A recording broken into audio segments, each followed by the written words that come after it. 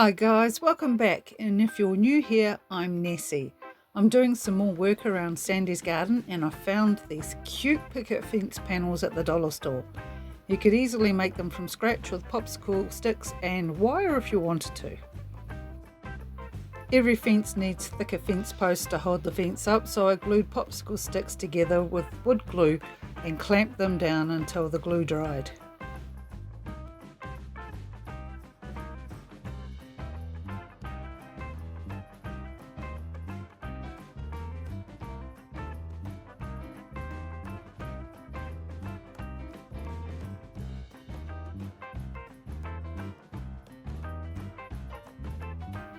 You guys know I love colours, so I decided to copy a railing from my own garden and paint the fence in bright rainbow colours.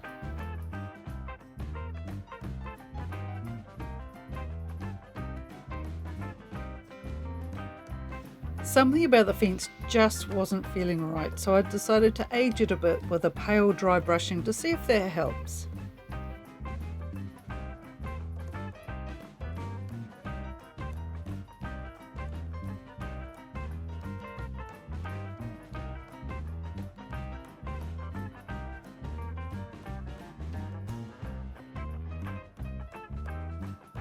Now I'm working out how tall my fence posts need to be.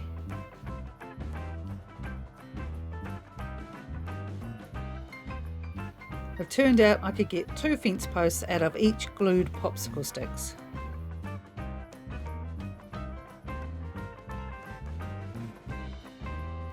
Cut them up and sand any rough edges.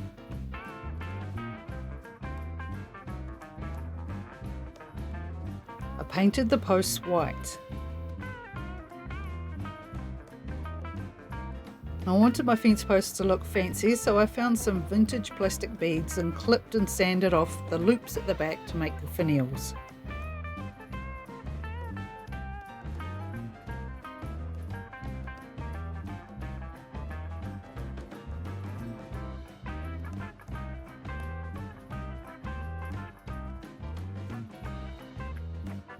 I started off painting one of the finials before it occurred to me that maybe I should just glue them to the tops of the posts first, so that's what I did with super glue.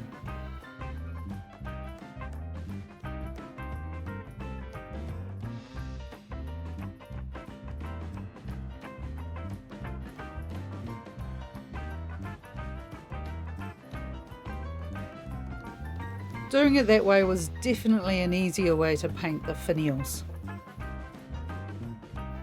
Then I dry brushed some light grey all over the posts and make them look weathered.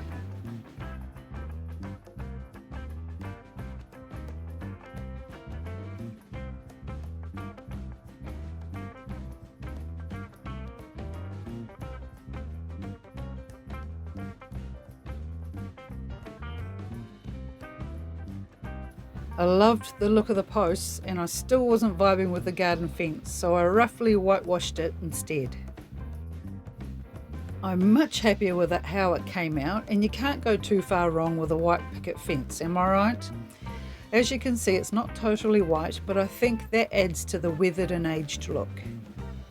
It's a hot and sunny day and I need some room to move, so I've dragged the gnome home outside, and now let's take a quick tour around the base in the garden so far. There's still some empty gaps that I have big plans for, so you need to make sure you click all the notifications bell or you might just miss out on all the fun.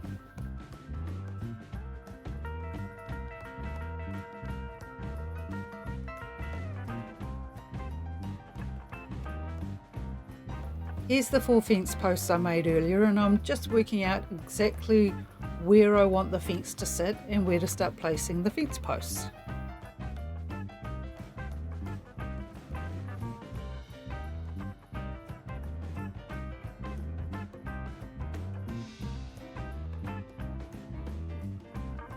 Where the first post needs to go is in the middle of a tree root, so it will need to be cut a little shorter.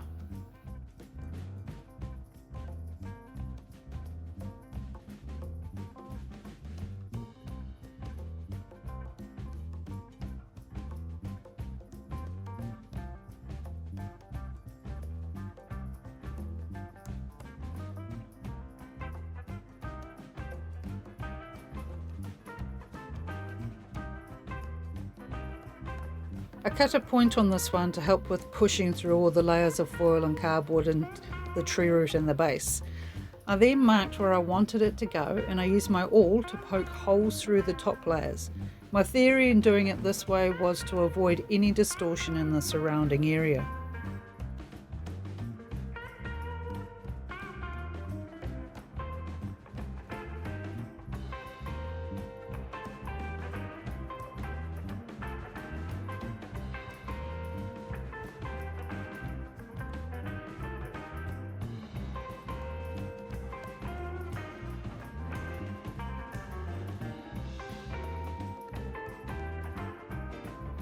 It's a nice snug fit, so now I can glue the fence to the post.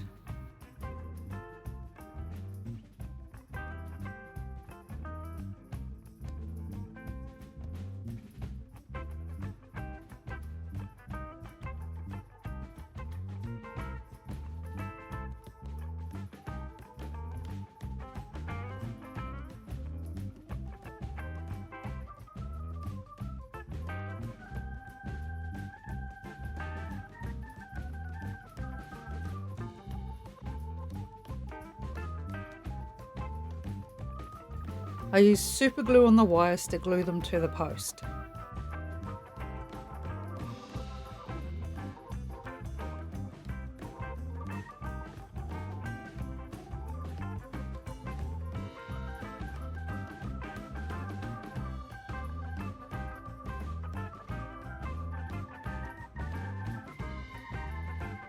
Then, for no real reason other than to make it extra secure, I added tacky glue and more super glue and glued on a thin strip of fabric to the back.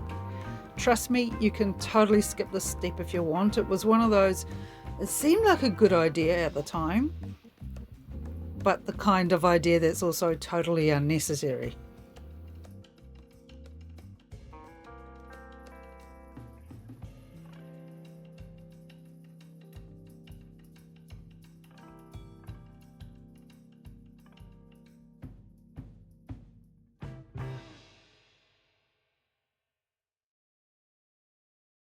Don't forget, a full list of all the materials used in this video is in the description below. And while you're at it, check out the link to my Nessie Monster merch, where you can buy the cute designs I've created on stickers, t-shirts, mugs, phone cases and more.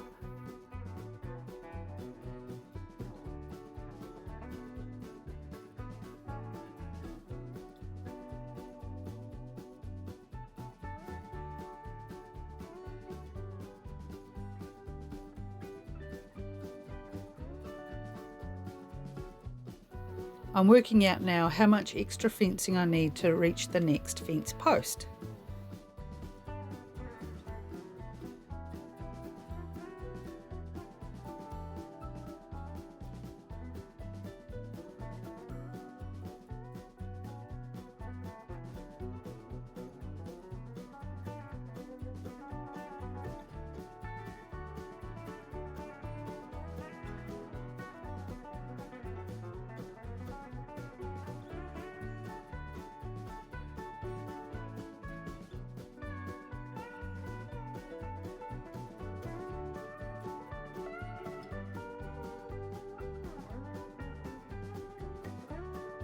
I don't know if you can see very well, but I've already created the next fence post hole, and now I'm joining the extra fencing onto the big fence with super glue and using my pliers to squeeze the wires flat.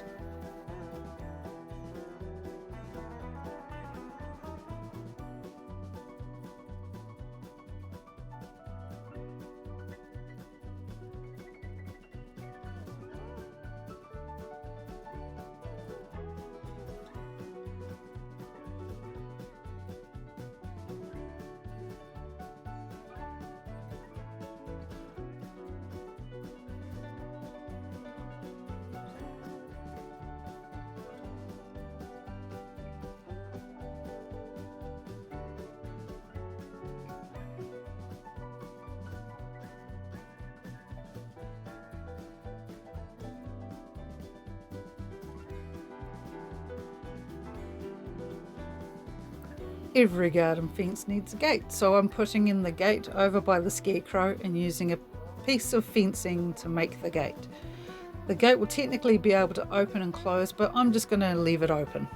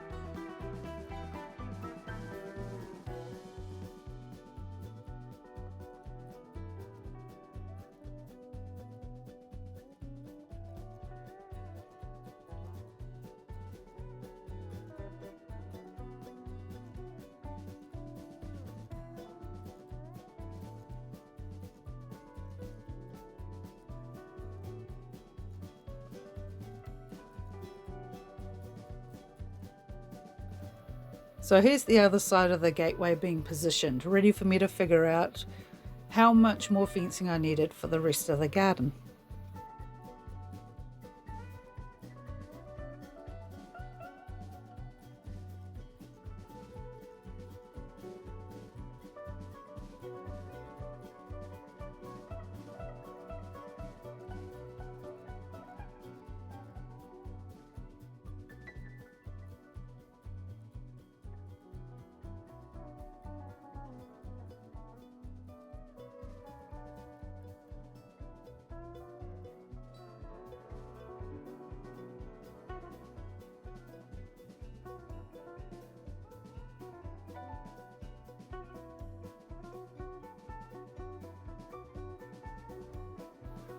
To secure all the fence posts into the ground, I used contact adhesive.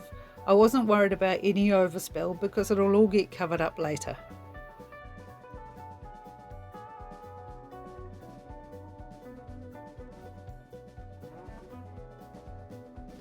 I used tacky glue all along the ground, most of the fence line, to stick down some moss.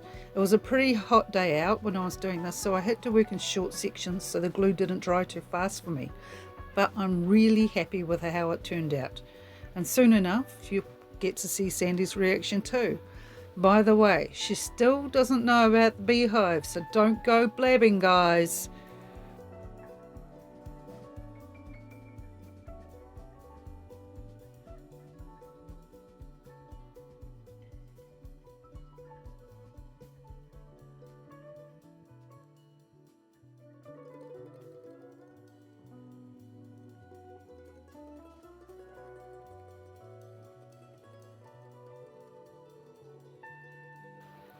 In the meantime, next time I'm going to attempt making the gnomes a hot tub, so make sure you come back for that. Will I succeed?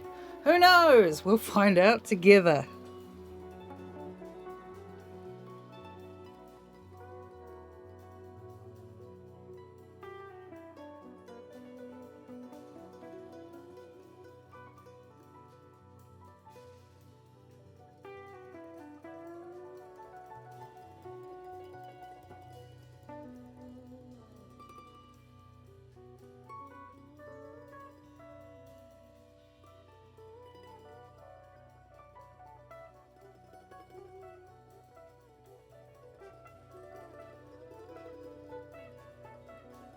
If you've enjoyed this video, I'd really appreciate it if you hit the like button and subscribe to my channel. Ring the notification bell so you don't miss out on any new uploads, and leave a comment because I'd love to hear from you.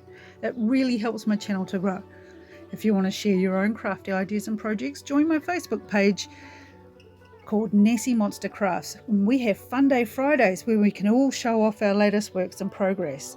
If you can afford it, please consider buying me a coffee. Links for both my Facebook group and coffee account are in the description below. Thanks for watching, and I'll see you next time.